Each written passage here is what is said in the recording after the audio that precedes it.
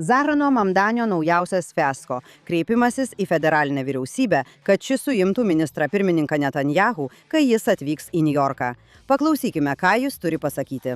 Benjaminas Netanyahu yra karo nusikaltėlis, siaubingo genocido prieš palestiniečių tautą architektas. Jis atsakingas už daugiau nei 73 tūkstančiai žmonių nužudimą, už 10 tūkstančių vaikų sužalojimą. O visa tai vyksta mums, amerikiečiams, mokant už bombas, kurios žudo. Yra priežastis, kodėl Tarptautinis baudžiamasis teismas išdavė jo arešto orderį. Kaip žmonės, mes ištisas kartas kūrėme bendrą supratimą, kad yra nusikaltimų tokie sunkus, jog jie žeidžia visą žmoniją.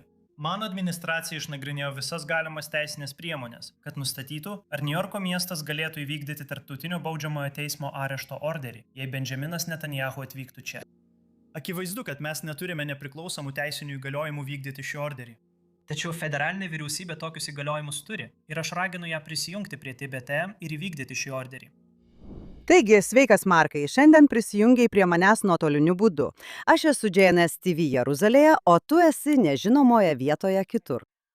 Klausyk, Markai, mes girdime Niujorko mero pasisakymus apie Izraelį dar nuo tada, kai jis dar nebuvo išrinktas. Jo šlykščios pastabos. Šis atvejis neišimtis. Tačiau kas įdomu šiame vaizdo įraše, tai kad jis turėjo jį sukurti po pasipiktinimo dėl ankstesnio vaizdo įrašo, kuriame jis sakė, kad ketina suimti Netanyahu. Kai jis atvyko į Niujorką į JT generalinę asamblėją rugsėjį.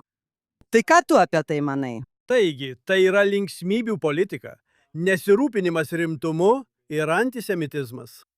Ir aš pasakysiu tai, ką reikia pasakyti. Na, kai kurie žmonės sako, žinai, kai esi opozicijoje, kai esi studentų aktyvistas, kai esi universiteto aktyvistas, gali sakyti visokiausius absurdiškus dalykus ir tau nieko nebus. Bet kai tampi išrinktų pareigūnų, turėtum būti rimtesnis. Deja. Mes nematėme tokio pokyčio pas Mamdanį. Jis net nesistengia slėpti savo radikalių, antiizraelietiškų, antižydiškų pažiūrų, kas yra liūdna. Ir pažiūrėkime į jo argumento logiką. Manau, jungtinių tautų narėmis yra apie 190, gal šiek tiek mažiau, valstybių. Daugelis jų nėra demokratinės, daugelį jų valdo diktatoriai. Ir štai žmogus, kuris viešai išskiria žydų valstybę. Ir jis sako, iš visų žmonių atvykstančių į Niujorką, jis mano, kad turėtume. Bet jis negali to padaryti. Jam labai gaila, kad jis negali to padaryti. Mes turėtume. Federalinė valdžia turėtų suimti Netanyahu. Dabar, net jei kas nors kritiškai vertina Izraelį, ir žinote, daug žmonių kritikuoja Izraelį. Bet sakyti turiu omenyje, ką jis sako. Jis sako, aš nežiūriu į baisius diktatorius, kurie ateina iš įvairių pasaulio vietų. Aš nekalbu apie Irano vadovybę. Aš nekalbu apie šalių, pasižyminčių šiurkščiais žmogaus teisių pažeidimais, vadovybę. Demokratiškai išrinktas demokratinės šalies lyderis yra tas, kurį tu išskili ir sakai, aš jį suimčiau, jei galėčiau. Ir man labai liūdna, kad negaliu jo suimti. Tai apie ką visą tai? Teisingai. Na, žinai, ką tai yra dar daugiau, nes aš net nenoriu sakyti, na taip, žinoma, galima kritikuoti Izraelį ir Izraelio padėtį žmogaus teisų srityje. Leisk man tai pabrėžti. Viskas, ką jis sakė apie genocidą Gazoje, ką jis sako apie apartheidą ir ką jis sako apie blogą elgesį su palestiniečiais Gazoje, žinoma, jis nepaminėjo spalio 7-osios žudynių ar nieko panašaus, neduok dieve. Bet viskas, ką jis sako, yra didelis, storas melas. Ir tai nėra tik tai, kad Izraelis, lyginant su diktatūromis, kurios yra jų taitės narės, lyginant su jomis, Izraelis rodo gerus rezultatus. Ne, objektyviai, pagal bet kokį matą, Izraelis rodo puikius rezultatus. Ir Izraelis turi tokius puikius rezultatus kautynėse mieste, kad Izraelio kariai yra pavojuje dėl mūsų rūpesčio vengti civilių aukų. Tai yra sakę visi kariniai ekspertai ir panašiai. Tačiau dar vienas dalykas. Nei Izraelis, nei Jungtinės valstijos nėra tarptautinio baudžiamojo teismo šalys. Ir būtent tuo pagrindu Mamdani taip sakė. Jis sakė, kad jis yra karo nusikaltėlis tarptautinėme baudžiamajame teisme ir tarptautinėme teisingumo teisme. Bet pasakykime aiškiai, Jungtinės valstijos Valstybės sekretorius Marco Rubio vykdo kampaniją, kuria siekia visiškai diskredituoti, išformuoti ir apšmeižti tarptautinį baudžiamąjį teismą, nes pasak jo, jis yra neteisėtas. Ir jos pirminė paskirtis jau seniai išnyko, kaip ir jų tėtei pirminė paskirtis. Ir paklausykime akimirkai, ką apie tai pasakė Markas Rubijus. Kai TBT buvo įkurtas prieš 24 metus, mums sakė, kad tai bus tik siauras atsarginis variantas. Pasaulinis teismas, kuris imsis persekioti tik pačius sunkiausius nusikaltimus, tokius kaip genocidas ir karo nusikaltimai, ir tik tada, kai šalies teismai patys negalės jų persekioti. Tačiau tiesa yra ta, kad tai buvo kur kas radikalesnis ir ekstremalesnis dalykas. Tai buvo pasaulinis tribunolas, kuriame dirbo nerinkti globalistiniai biurokratai, teigiantys, kad jų galia beveik neribota. Šio pasaulinio teismo keliamas pavojus tik didėjo. Šiandien jis kelia grėsmę kiekvienam mūsų politinės ir teisinės sistemos aspektui. Pasienio apsaugos pareigūnai šalina smurtinius nusikaltėlius iš mūsų šalies. Amerikos jūrų pėstininkai rizikuoja savo gyvybėmis, gindami mūsų tėvynę. Prokurorai dirba, kad sužlugdytų teroristinius planus pulti ir žudyti amerikiečius. Jei liksime abejingi, visi jie bus pasmerkti užsienio teisėjų, esančių už 1000 mylių maloniai, nuolat rizikuodami būti patraukti baudžiamojon atsakomybėn ar net įkalinti už vadinamąjį nusikaltimą savo šalies gynimą. Amerikos žmonės niekada nesutiko su tuo ir niekada nesutiks. Gerai, taigi čia turime didžiulį kontrastą tarp Niujorko mero. Beje, Niujorkas yra žydiškiausias miestas pasaulyje po Izraelio miestų. Ir faktas, kad jis apskritai buvo išrinktas, žinoma, yra šokiruojantis. Bet, kaip sakėte, jis to neslepia. Turiu omenyje, vienintelis geras dalykas, kurį galima pasakyti apie Mamdanį, yra tai, kad jis visiškai neslepia savo atviro antisemitizmo. Jo priešiškumas nėra nukreiptas tik į ministrą pirmininką Netanyahu. Ir manau, kad visi kairieji ar visi anti-Netanyahu balsai Izraelyje ir užsienyje turėtų žinoti vieną dalyką. Jis ne Netanyahu nekenčia. Jis nekenčia visų. Taigi, visų pirma, pakalbėkime apie tai, ką pasakė Rubijus. Ir Rubijus yra visiškai teisus, nes Rubijus tai pasakė. Štai taip. Tarptautinis baudžiamasis teismas, arba TBT, iš pradžių buvo įkurtas Dodu Guro, kuris sakė, na, žinote, turime problemų, nes pasaulyje yra šalių, kuriuose nėra nepriklausomų teismų ir yra siaubingų žmonių, kurie nėra patraukiami atsakomybė. Ir mums reikia, institucijos. Jie kalbėjo apie vietas, kur vyko baisūs pilietiniai karai, masinės žudynės, genocidai ir panašiai. Ir mums reikia institucijos, kuri būtų ten, kur neveikia teisinė sistema, ir mes galėtume įsikišti ir užtikrinti teisingumą tiems, kurie jo nusipelno. Jie taip pat sakė, kad negalime priversti jokios šalies prisijungti prie šios sistemos. Todėl tai yra savanoriška sistema, prie kurios šalys prisijungia savo noru. Ir kaip jūs sakėte, kaip ir jungtinės tautos ir panašiai, tai vystėsi ir tapo tokiu biurokratiniu monstru, kur nerenkami teisėjai. Gali paskelbti žmonės nusikaltėliais. Ir norėčiau priminti, kad daugelį šalių prisijungusių prie TBT, Tarptautinio baudžiamojo teismo, neturi nepriklausomų teismų. Ir dėl to teisėjai, kuriuos jie siunčia į TBT, žinoma, yra renkami JT tipo sistemoje, kur šalys balsuoja blokais ir panašiai. Ir jei atvykstate į šalies, kurioje nėra nepriklausomos teisminės sistemos istorijos, jūsų teisėjas Tarptautinėme baudžiamajame teisme ima veikti kaip per balsavimą jūto teisėje. Jūs darysite viską, ką lieps jūsų vyriausybė, nes nėra nepriklausomos teisminės sistemos. Taigi, turiu omenyje, kai Izraelis sako ir Jungtinės valstijos sako, kad šis teismas mūsų akyse neturi jokios galios.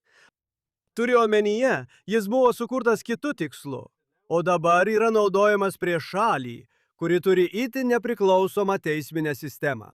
Tu šiame laidoje nekartą sakei, kad Izraelio teismai yra per daug galingi, Rūti. Ir daugelis izraeliečių su tavimi sutinka. Ir vis dėlto, kaip teismas, kuris buvo įkurtas, institucija, kuri buvo įkurta tam tikslui, ir jie tai nurodė savo chartijoje, savo steigiamajame dokumente, jie sakė, mes būsime ten, kur neveikia teismų sistema. Sakyt, kad Izraelyje neveikia teismų sistema, tai kas, kokioje planetoje tu gyveni? Ir mano manimu, Rubio neramina tai, kad jei galima persekioti Izraelį, kaip jis ir sakė, galima persekioti bet kurią šalį.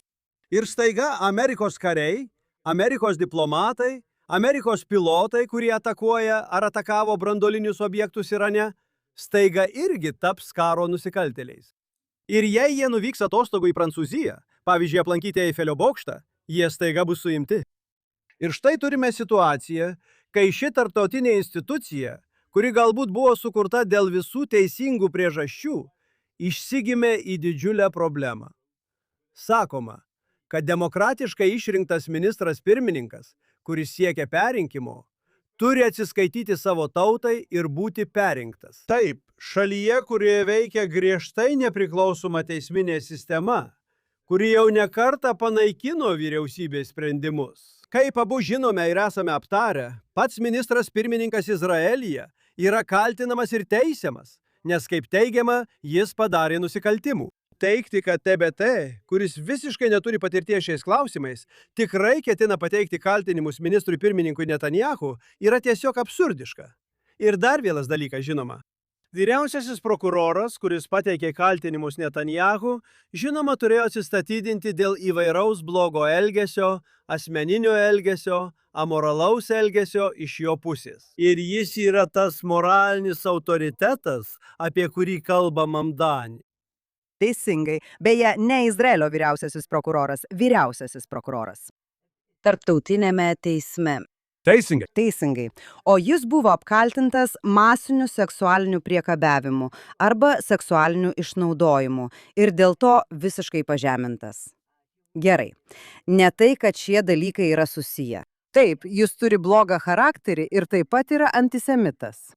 Štai kas įdomu. Prezidentas Trumpas. Kodėl Mamdanis turėjo sukurti šį naują vaizdo įrašą? Jis vis kuria šiuos trumpus klipus. Taip yra todėl, kad prezidentas Trumpas paskelbė įrašą Truth Social platformoje. Atsiprašau, Mamdani, tai mano prezidento Trumpo žodžių perteikimas. Atsiprašau, Mamdani, niekas nesuima Netanjaus, kai jis atvyksta į Niujorką ir tu neturi tam įgaliojimų. Tuo tarpu JAV ambasadorius Izraelyje Maikas Hakabis šiandien sakė, kad paskelbė žinutę Twitter tinkle. Jis pasakė, kad Mamdani nėra kvailas. Jis jį pavadino bjauriu antisemitu. Ir jis taip pat pasakė, kad jei kas nors turėtų būti suimtas, tai Mamdani už kurstymą. Ir žinai ką? Tai ne juokai, nes prieš kelias dienas, kai visa ši sumaištis vyko, žmonių grupė Manhatane, Greenwich Village rajone sudegino Izraelio vėliavą, džiūgaudami dienos šviesoje žydų gausiausiame mieste pasaulyje, išskyrus Izraelį. Pažiūrėkime į tai. Taigi, aš tik sakau, kad Jungtinės valstijos vyriausybė, federalinė vyriausybė šiuo klausimu nėra Mamdanio pusėje. Na tai aišku, bet pasakysiu, kas mane neramina, Rūti. Mamdanis yra toks, koks yra, žinai, anti-izraelietis, kraštutinių kairiųjų antisemitinis veikėjas. Gerai. Ir kas mane neramina, tai jo įtaka platesnėje demokratų partijoje. Ir ką tai sako apie JAV ir Izraelio santykių ateitį? Nežinote kas? Kelerius metus pasikeičia žmogus, kuris valdo Baltuosius rūmus. Ir tai gali įvykti jau lapkritį atstovų rūmuose. Demokratai gali perimti valdžią. Ir pasakysiu jums, kas man atrodo labiausiai iškalbinga ir neraminanti. Visi vardai, apie kuriuos kalbama, ir jei yra vardas, kurio nežinau, atsiprašau, bet pavyzdžiui, Kalifornijos gubernatorius, Niujorko meras, Merilando senatorius, visi šie žmonės, apie kuriuos kalbama, kad jie gali siekti prezidento posto. Jie turi parengiamuosius komitetus, kaip jie vadinami Amerikoje. Jie dar oficialiai nepaskelbė, bet jau pradėjo rinkti lėšas. Šiandien Demokratų partijoje dėl pirminių demokratų rinkimų, pirminių rinkėjų taip, ir tų, ir tokių kaip Mamdanis žmonių, kurie aktyviai balsuos demokratų pirminiuose rinkimuose. Turi viešai atsiriboti nuo JAV ir Izraelio santykių, jei nori tikėtis laimėti. Bent jau jie taip mano. Kalifornijos gubernatorius pasakė, žinote, mes turime, aš vėl kalbu iš atminties, bet žinote, mes turime pergalvoti santykius su Izraeliu. O tas senatorius iš Merilando, Van Hollandas, jis irgi turėjo ką pasakyti. Turėjome tą pačią dieną užpulti Netanyahu ir Izraelio vyriausybę. Man atrodo, kad tada jis paskelbė, jog steigia savo parengiamąjį komitetą. Čikagos meras turi atvykti į Izraelį ir pasakyti, kad dėl visko kaltas Izraelis, dėl paramos stokos. Tai Netanyahu ir jo vyriausybė ir jie veda Izraelį klaidingų kelių. Beveik taip lyg anksčiau juokas buvo toks. Jei kandidatuoja į prezidentus, turi nuvykti į Airiją, Italiją ir Izraelį. Tai buvo 3 privalomos kelionės, kurias turėjai atlikti. Dabar atrodo, kad demokratų pirminiuose rinkimuose tai privaloma, jei nori būti konkurencingas. Jei nori turėti šansą, turi pasakyti ką nors neigiamo apie Izraelį. Be šito net neverta dalyvauti rinkimuose. Ir beje, ne tik apie Izraelį. Nereikia pamiršti, kad Mamdanis pavadino AIPAC monstrais. Tai ne tik Izraelis, tai žydai. O atviras antisemitizmas, kurį reiškia daugelis šių kandidatų, yra kažkas, ko Amerika dar nėra mačiusi. Ir jūs visiškai teisus, tai kelia nerimą. Tačiau norėčiau minutėlę pakalbėti apie tam tikrą kaltę, kuri tenka Amerikos žydams ir izraeliečiams. Ką turiu omenyje? Aš neturiu omenyje, kad izraeliečiai ar Amerikos žydai yra kalti dėl neapykantos mums ir jiems. Ne. Tačiau 30% Niujorko žydų balsavo už Mamdanį. 30%. Tai daug. Tai pirmas dalykas. Antras dalykas, žydai dažniausiai yra demokratų partijos nariai arba balsuoja už demokratus. O Izraelio liberalai, kurie yra JAF liberalų atitikmuo, žydai, liberalūs žydai, nuolat apie tai kalba. Metų metus jie kartoja, kad kaltas Netanyahu dėl nesantaikos tarp demokratų ir respublikonų dėl Izraelio, kuris sukėlė šią situaciją. Anksčiau jie galėdavo susitarti tarpusavyje, o dabar Netanyahu sugriovė tą abiejų partijų sutarimą. Tai yra nesąmonė. Ir aš noriu kreiptis ne tik į JAV žydus, apie tai, kaip jie kenkia savo balsuodami už demokratus, ypač šioje situacijoje, bet ir į Izraelio žydus, kurie mano, kad jei tik atsikratytume Netanyahu, viskas pasikeistų. Tai yra melas. Ir tai visiškai nesusiję su tuo, už ką balsuoju aš ar kas nors kitas Izraelyje. Vienintelės partijos Izraelyje, kurios mano, kad Izraelis vykdo genocidą Gazoje ir panašiai, yra arabų partijos. Žydų partijos, net ir pačios kairiausios, tai žmonės, kurie kovojo Gazoje, kurie apsivilko uniformas, jie dalyvauja šiuose veiksmuose. Jie žino, kad mes nevykdome genocido. Jie yra paskutiniai žmonės pasaulyje, kurie to norėtų. Jie yra taikos mylėtojai. Jie visada pasisakė už 2 valstybių sprendimą su palestiniečiais. Kalbu apie kairiuosius izraeliečius. Jei kuris nors žydas bet kurioje vandenyno pusėje mano ar įsivaizduoja, kad atsikračius Netanyahu pasikeis tai, ką jūs apibūdinote, ir atviras antisemitizmas, kuris ypač išaugo po 2000 izraeliečių ir žydų žudynių. Ir ne tik izraeliečiai, bet dauguma jų žuvo per spalio 7-osios žudynes, kai buvo nužudyta 1200 žmonių, o nuo to laiko dar 100 buvo pagrobti ir nužudyti. Jei kas nors mano, kad pakeitus Netanyahu kažkas pasikeis, jis save apgaudinėja. Aš atsakysiu į tai. Yra 2 žmonės, kurie parašė knygą. Man atrodo, ji pasirodė prieš metus ar pusantrų. 2 žmonės, kurie nėra ypač palankūs Izraeliui. Vienas iš jų buvo Robertas Maleis, kuris tikriausiai buvo labiausiai Izraelį kritikuojantis žmogus Baideno administracijoje, kol iš jo neatėmė pareigų. O kitas žmogus buvo Huseinas Aga, libanietis šiitų kilmės, tapęs pagrindiniu palestiniečių organizatoriumi. Ir jie rašo ne dėl paramos sionizmui, nedaug dieve, bet sako, kad yra mitas manyti, jog Netanyahu pasitrauks ir viskas išsispręs savaime. Tiesa? Jie mano, kad tai per daug paprasta. Tai nėra tiesa, sako jie. Ir vėlgi, jie žiūri iš kritiškos perspektyvos.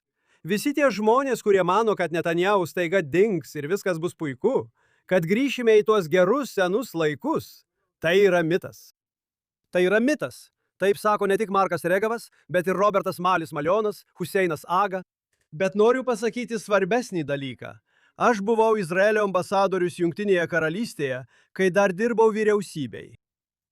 Ir tada atsirado korbinizmas, o leiboristų partijos kairioji pusė buvo įnirtingai antisionistinė ir, kaip daugelis sakytų, taip pat antisemitinė.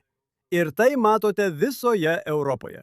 Prancūzijoje, Italijoje, kairiosios partijos, progresyvioji kairė, radikali kairė dažnai būna už Palestiną, prieš Izraelį, antisemitinė, priklausomai nuo to, kur jos konkrečiai yra. Kai kurios yra labiau antisemitinės, kitos tiesiog labai stipriai kritikuoja Izraelį. Ir ten yra tam tikras spektras, bet jos nėra Izraelio draugės.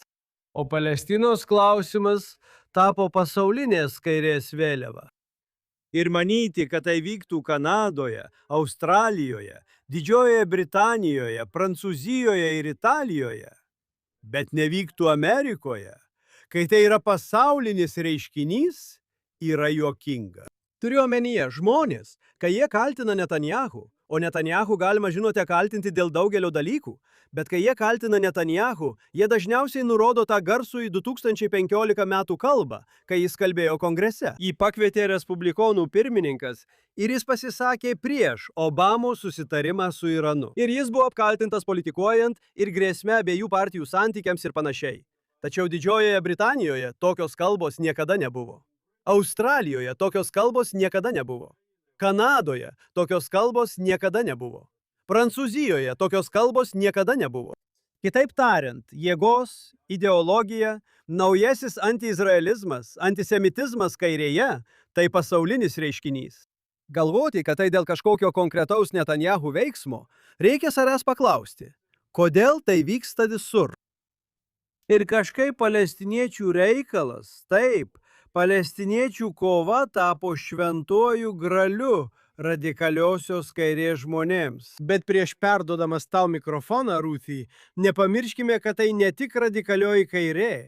Turime žmonių ir iš populistinės dešinės. Turiu omenyje, turbūt garsiausias yra Tuckeris Carlsonas ir jo bendraminčiai. Tokie žmonės kaip jis, kurių tinklalaidžių ir laidų klauso tiesiog milijonai žmonių. Dešinėje, kurie žinote, jei kairiųjų antisemitizmas žiūri į žydus kaip į baisius kapitalistus, imperialistus ir kolonialistus, radikali dešinė mūsų irgi nemėgsta dėl kitų priežasčių. Jūs visiškai teisi ir įdomu pastebėti, kad Tuckeris Carlsonas paskelbė, jog palieka Respublikonų partiją. Turiu omenyje, jis jau nebėra jos dalis. Beje, tą patį matome ir Demokratų partijoje. Turime, pavyzdžiui, Alaną Deršovičių, kuris sako, kad jis jau nebėra demokratas. Yra žmonių, kurie pavargo nuo savo partijos politikos, partijos, kuriai jie priklausė dešimtmečius, ir jie palieka ją dėl jos politikos. Kol kas šiuo metu ir tikiuosi, kad taip ir liks, kad taip ir išliks. Dešinėje esantys groiperiai, kurie nekenčia žydų ir Izraelio, kurie kaltina Izraelį įvairiais karo nusikaltimais, tai yra pasagos teorija. Jie taip toli nuėjo, kad jų politika beveik identiška kraštutinių kairiųjų politikai, kas yra labai ironiška, nes jie tikrai nekenčia kairiųjų, arba bent jau nekentė. Šiuo klausimu jie visiškai sutarė ir tai yra labai neramu. Tačiau šiuo metu vis dar kairėje tai yra daug labiau paplitę.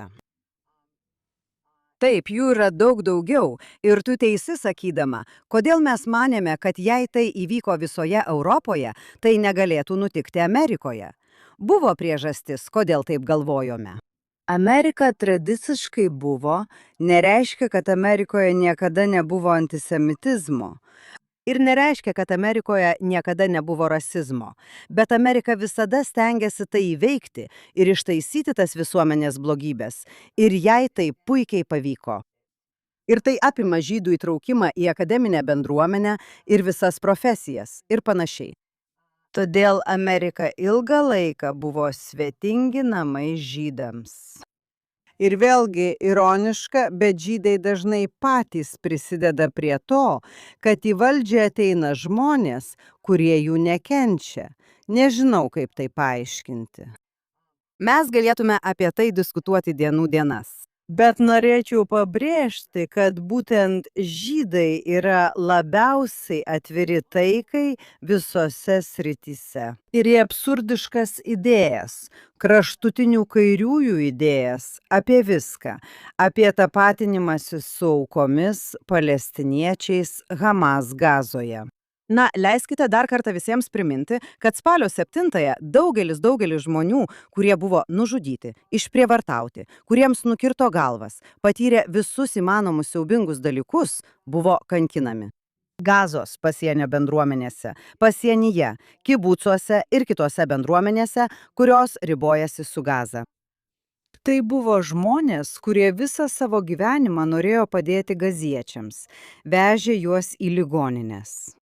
Jie suteikė jiems darbą, draugavo su jais, nes jie buvo žmonės, bet kai viskas įvyko, tai nebeturėjo reikšmės. Tai kaip per holokaustą geri žydai, kaip aš sakau kabutėse, tie, kurie sakė, na, mes netokie kaip tie, žinote, nežinau, žydai su tomis juokingomis garbanėlėmis. Mes klausomės Malerio, mes esame išsilavinę, kultūringi ir geri vokiečiai. Tai neturėjo reikšmės. Jie buvo išvaryti į Aušvicą kaip ir visi kiti. Tai yra dalykas, kurį būtina pabrėžti. Nes kai kažkas kaip Mamdani užima tą vietą Niujorke, tada supranti. Ir aš nesakau, kad tai viskas. Aš nesakau, kad visi žydai Niujorke balsavo už jį. Taip pat nesakau, kad visas Niujorkas yra žydiškas. Taip nėra. Tačiau tai yra labai kultūriškai žydiškas miestas.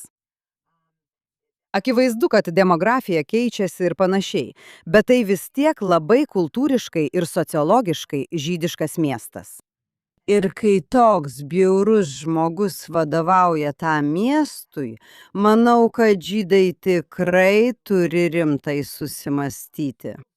Beje, šį vakarą, kai įrašinėjame šią laidą, yra trečiadienis, Liepos 22. Šį vakarą prasideda Tiša Be'av, pasninkas, kuris yra minėjimas. Tai liūdnas šventųjų šventyklų sunaikinimo minėjimas ir žydai pasninkauja.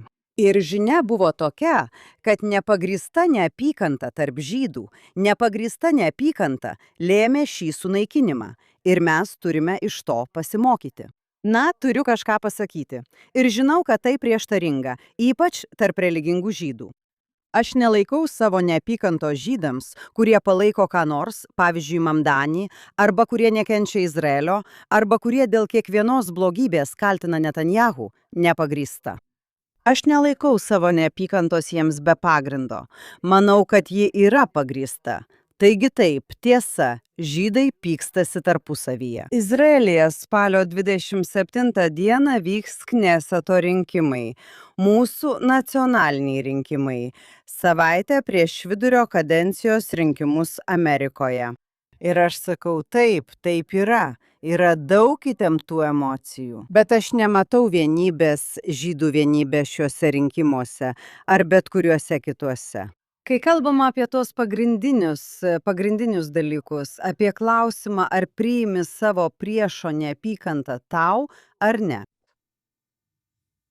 Taigi noriu atsakyti, jei leisi, Rūti. Tu sakei, dabar pasakei šiek tiek kitaip, bet podkasto pradžioje, sakei, kad dvejoji kaltinti Amerikos žydus. Tiesa? Tu kaltini Mamdanį ir esi pasiruošęs jiems suteikti pasitikėjimo avansą. Ir kaip žinai, geriau nei daugelis, nes užaugai Jungtinėse valstijose. Žydų bendruomenė tradiciškai buvo svarbi rinkėjų grupė Demokratų partijoje. Ir sena koalicija, Demokratų koalicija, kurią sukūrė FDR, kurią Rooseveltas sukūrė, 1930-aisiais žydai buvo esminė jos dalis. Ir žinai, 80%, 75%, priklausomai nuo to, kokie buvo rinkimai, žydai balsuodavo už demokratų kandidatus. Kartais tas procentas būdavo šiek tiek mažesnis, kartais didesnis, bet visada galėjai būti tikras, kad aiški, didelė reikšminga dauguma Amerikos žydų balsuos už demokratus. Ir čia noriu kai ką pasakyti. Ir aš nesu kaip tu. Aš neaugau Amerikoje, nors ten dirbau. Aš esu kritiškas Amerikos žydams. Turiu omenyje, tu kalbėjai apie tos 30%, kurie balsavo už Mamdanį. Taip. Bet jei galiu pasinaudoti patirtimi iš laikų, kai buvau ambasadorius Jungtinėje karalystėje. kai Korbinas vadovavo Leiboristų partijai. Taip, buvo žydų, kurie sakė, tai jau nebe mano partija. Aš visą gyvenimą buvau Leiboristų partijos narys, aktyvistas ir rinkėjas. Aš negaliu balsuoti už leiboristus, jei partijai vadovauja žmogus turintis priešiškų Izraeliui antisemitinių pažiūrų, tiesa? Ir manau, jei žydų bendruomenė Jungtinėse valstijose, kada, ar ne? Dar kartą. Atrodo, kad bilietas į demokratų pirminius rinkimus yra tokia. Pirmiausia, turi pasmerkti Izraelį, pasmerkti Izraelio vyriausybę, pasakyti, kad nekenti vyriausybės. Turi iš naujo įvertinti JAV ir Izraelio santykius. Visa tai yra būtina, norint būti sėkmingam demokratų partijos politikoje. Turi būti žydų atsakas. Ir jei nebus reikšmingo žydų atsako, tiek pačiuose pirminiuose rinkimuose, tiek bendruosiuose, manau, tai yra silpnumo ženklas. Tai kaip tu sakei anksčiau. Tai kaip tie mieli vokiečių žydai sakantys, žinote, mes skaitėme Šilerį, kovojome pirmajame pasaulinėme kare už kaizerį, esame patriotiški vokiečiai ir žinote, ką šis jaunas austrų kapralas žino apie Vokietiją? Mes daugiau žinome apie Vokietiją, bet jie save apgaudinėja. Ir manau, kad Amerikos žydams, vėlgi, nenoriu jų mokyti ar pamokslauti, bet manau, kad tai tam tikra prasme yra tiesos akimirka. Ir pamatysime, kaip viskas klostysis. Bet norėjau išgirsti geras naujienas su jūsų nuomonė. Pagal mano laikrodį mes artėjame prie mūsų tinklalaidės pabaigos, bet noriu kai ką pasakyti. Manau, jau kartą tai sakiau šioje tinklalaidėje. Bet manau, kad šiandien, kai yra Tiša B'Av, žydų pasninko diena šį vakarą, ir kai matome šį politinį antisemitizmą visame pasaulyje, ir dėja taip pat ir Amerikoje. Nes galbūt manėme, kad Amerika bus atspari tokioms neapykantos apraiškoms, kokias matėme augant Europoje ir kitose vietose. Taip. Buvo tikima, kad Amerika yra kitokia, kad Amerikoje tokių reiškinių nebus. Na, Mamdanis mums parodė, kad tai paprasčiausiai nėra tiesa. Bet aš sakau štai ką. Taigi galite būti labai prislėgtas ir labai nusivylęs. Ir galite sakyti, na, kai kurie dalykai rodo, kad antisemitizmas sugrįžo su jėga ir žmonėms nepatinka žydai. O kartais tai yra politinis antisemitizmas, kaip ponas Mamdanis. O kartais tai yra žudantis, žiaurus antisemitizmas. Kaip matėme mano gimtinėje, Bondi paplūdimyje įvykdytose žmogžudystėse. 15 žmonių nušauta 2 ekstremistų taip. Ir dėja kartais šie du dalykai yra susiję. Nes tas, kuris yra politinis antisemitas, iš tikrųjų sudaro priedangą arba sukuria atmosferą smurtiniam, žudančiam antisemitų. Tiesa? Ir tai reikia prisiminti. Taigi, kaip sakiau, gali labai nusivilti, labai nuliūsti. Kai kurie dalykai nesikeičia. Antisemitizmas nesikeičia. Žmonės nekenčia žydų. Kartais jie tai slepia, kartais tai būna mažai pastebima. Ir kartais tai staiga sprogsta, kad visi matytų. Ir šiandien matome, kad neapykanta žydams sprogo taip, kad visi tai matytų. Jeigu kai kurie dalykai nesikeičia, Ručiai, kažkas labai svarbaus pasikeitė. Ir tai yra tai, kad mes, žydai, pasikeitėme. Ir noriu tai pabrėžti ir pasakyti aiškiai. Pagalvok apie pasaulį, į kurį gimė tavo tėvas. Mano tėvas gimė. Taip. 1930 metų pasaulis, nacizmas ir visa tai. Žydai buvo bejėgiai, žydai buvo benamiai, žydai buvo be valstybės. Turėjome maldauti žmonių, kad leistų mums patekti į jų šalis, kai bėgome nuo persekiojimo. Turėjome maldauti žmonių, kad mus apsaugotų. Šiandien žydai jau nebėra be valstybės. Žydai jau nebėra benamiai. Žydai jau nebėra be gynybos. Jeigu yra antisemitų, kurie kuria branduolinę bombą, kad mus užpultų ir sunaikintų, mes sunaikinsime jų branduolinę bombą, kol jie dar nespės mūsų užpulti. Kitaip tariant, šiandien žydų situacija yra kitokia. Taigi, jei kai kurie dalykai nesikeičia, žydai pasikeitė. Mes esame stiprūs, turime kariuomenę. Mūsų jaunuoliai ir merginos atlieka karinę tarnybą, kad gintų žydų tautą, kad gintų žydų valstybę. Ir todėl pasaulio mamdaniai gali skleisti savo antisemitinę neapykantą. Jie gali leistis į savo tiradas, bet žydai nebėra aukos. Šiandien žydai yra stiprūs ir galingi ir gali apsiginti nuo bet ko, kas bando ateiti ir mums pakenkti. Ne tokia linksma nata ir aš tai sakau visiškai nesarkastiškai, Markai. Manau, kad tai puikus būdas užbaigti šį pokalbį. Nes taip, Tai yra nepaprasta šviesa. Mums patinka sakyti, kad esame švyturys. Na taip, Izraelis yra švyturys ir mes abu esame palaiminti gyventi čia ir auginti savo šeimas čia, be abejonės. Rūti, nekantrauju kitą savaitę būti studijoje kartu su tavimi. Ir aš taip pat. Taigi šią gaidą mes baigiame laidą. Na, iki.